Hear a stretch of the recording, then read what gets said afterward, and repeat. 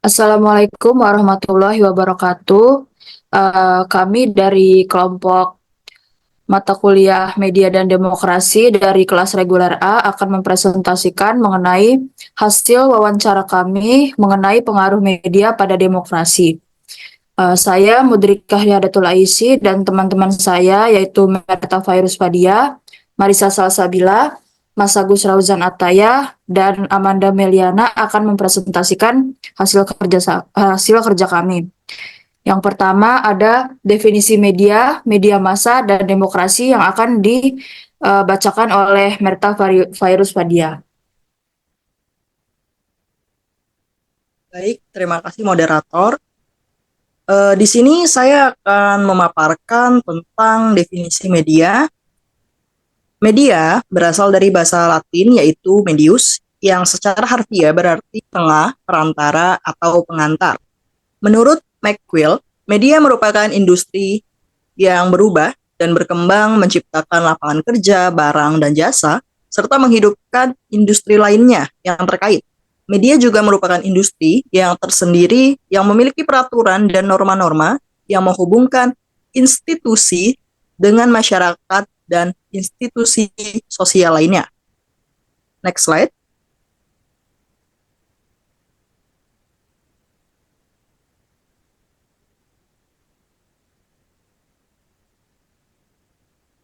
Berikutnya, definisi tentang media massa. Media massa merupakan sumber kekuatan, alat kontrol, manajemen, dan inovasi dalam masyarakat yang dapat didayagunakan sebagai pengganti kekuatan atau sumber daya lainnya. Sebagai sarana komunikasi, media massa dapat dikelompokkan menjadi dua, yaitu media cetak, surat kabar, majalah, televisi, dan radio.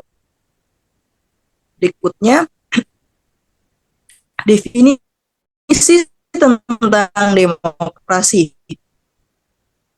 Demokrasi berasal dari demos bermakna rakyat, sementara kratos bermakna pemerintahan.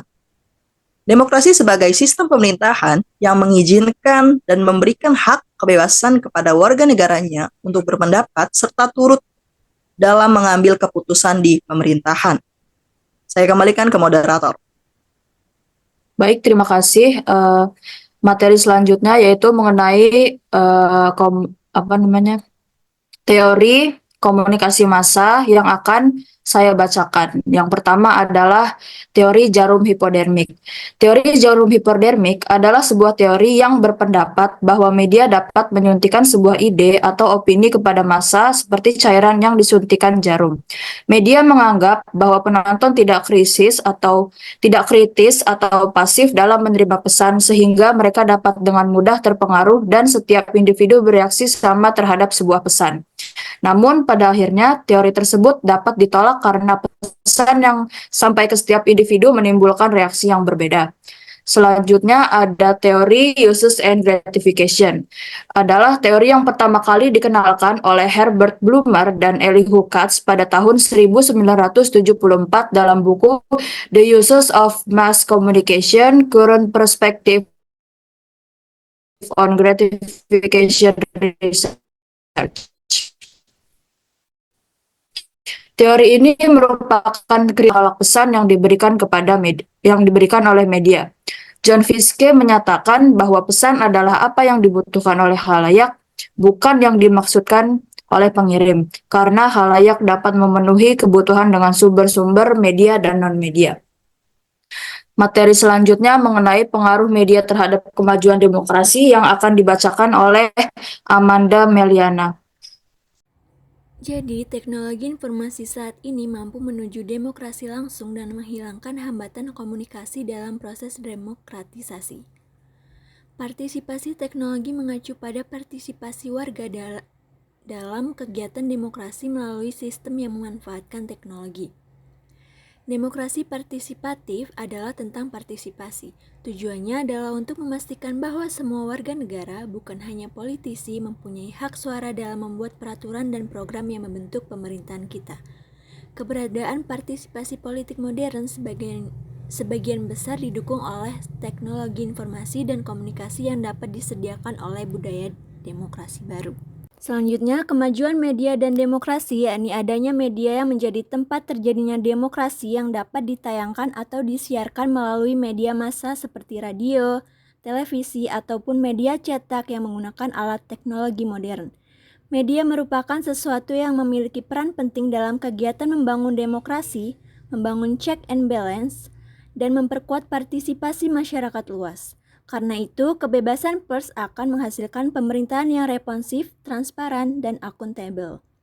Mengingat peran penting media pada perkembangan demokrasi di Indonesia, saat ini kebebasan pers menjadi hal yang utama yang perlu dijaga dan menjadi semangat reformasi. Media harus diberi perlindungan dalam penyampaian informasi kepada masyarakat, karena sudah menjadi kewajiban negara untuk melindungi seluruh rakyat dan seluruh tumpah darah Indonesia dari ancaman kekerasan, termasuk juga para wartawan. Media dianggap sebagai tempat menyampaikan kritik dari masyarakat. Menilai kritik yang disuarakan media dalam demokrasi adalah sesuatu yang wajar, karena dengan kritik, pemerintah akan bisa berjalan untuk memperbaiki dan membenahi kekurangan yang ada. Baik, saya kembalikan kepada moderator. Selanjutnya adalah kaitan media dan teori uses and gratification terhadap demokrasi yang akan dibacakan oleh Mas Agus Rauzan Ataya. Di sini saya akan menjelaskan tentang kaitan media dan teori use and gratification terhadap demokrasi. Yang pertama itu ada peran media sebagai penyedia informasi. Nah, di sini saya mengambil contohnya itu adalah pemilu 2024 yang pernah terjadi sebelumnya. Nah, di sini media memiliki peran penting sebagai penyedia informasi kepada pemilih. Nah, teori use and gratification ini sendiri menekankan bahwa individu menggunakan media untuk memenuhi kebutuhan informasi mereka. Nah, di Indonesia, media cukup berbagai platform seperti televisi, radio, surat kabar, dan media sosial. Nah, pada pemilu, mereka menyediakan pemilih dengan informasi tentang calon, platform politik, dan isu-isu kunci yang memengaruhi keputusan pemilih. Nah, dengan demikian, akses yang luas terhadap informasi melalui media memungkinkan pemilih untuk membuat keputusan yang terinformasi dan memilih wakil mereka yang memiliki kepentingan mereka. Kemudian ada pengaruh media dalam membentuk opini publik. Nah, media memiliki kekuatan besar dalam membentuk opini publik. Teori use and gratification memahami bahwa pemilih memilih media yang mencerminkan pandangan dan nilai mereka sendiri melalui liputan media tentang kandidat, partai politik, dan isu-isu kampanye. Media membentuk persepsi pemilih terhadap berbagai pilihan yang tersedia. Namun, perlu diakui bahwa media juga mempengaruhi opini publik dengan cara yang tidak selalu objektif. Terkadang cakupan media mungkin bisa bias terhadap suatu kandidat atau pandangan tertentu yang dapat mempengaruhi pemilih secara tidak proporsional. Oleh karena itu, pemilih harus mempertimbangkan sumber informasi mereka dengan kritis dan beragam. Kemudian ada partisipasi politik melalui media sosial. Pada pemilu 2024 sebelumnya diselenggarakan di tengah transformasi digital yang terus berlanjut, di mana media sosial memainkan peran yang semakin penting dalam proses politik. Teori use and gratification ini menyoroti bahwa individu menggunakan media untuk terlibat dalam politik. Nah, contoh media sosialnya misalnya seperti Facebook, Twitter, dan Instagram yang menyediakan platform bagi pemilih untuk terlibat dalam diskusi politik, membagikan pandangan mereka, dan bahkan mengorganisir dukungan politik. Selain itu, media sosial juga memungkinkan partisipasi yang lebih luas dalam politik dengan memfasilitasi kampanye independen dan gerakan masyarakat sipil yang bertujuan untuk memperjuangkan isu-isu tertentu. Namun, tantangan yang muncul adalah penyebaran informasi palsu atau hoax yang dapat mempengaruhi opini publik secara negatif. Nah, oleh karena itu penting untuk bagi pemilih untuk mempraktekkan literasi media yang baik dan memverifikasikan informasi sebelum menyebarkan. Sekian dari saya kembalikan ke moderator. Terima kasih Mas Agus. Slide selanjutnya yaitu kaitan media dan teori hypodermic needle terhadap demokrasi yang akan dibacakan oleh Marisa. Baik, saya akan menjelaskan kaitan media dan teori hypodermic needle terhadap demokrasi.